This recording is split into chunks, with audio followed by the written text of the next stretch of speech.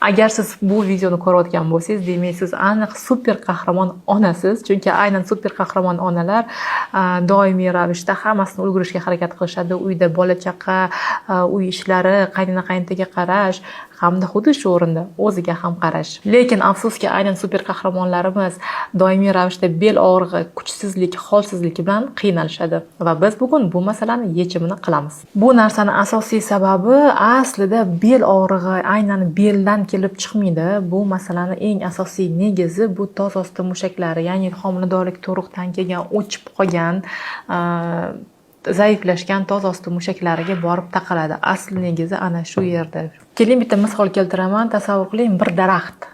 U daraxtni negizi uni tomirlari, to'g'rimi? Tomirlari baquvvat bo'lsa, tanasi, barglari, shoxlari baquvvat bo'ladi. Xuddi shunaqa bizning ham asl negizimiz bor. Bu ham tos osti mushaklari juda ko'p masalalarning yechimi bo'lgan va bizni tomirlarimiz desam ham bo'ladi. Aynan ana shu tomirlarimizga ishlov bergan holda, ana shu tomirlarimiz bilan ishlagan holda muammolarni bartaraf etishga harakat qilamiz.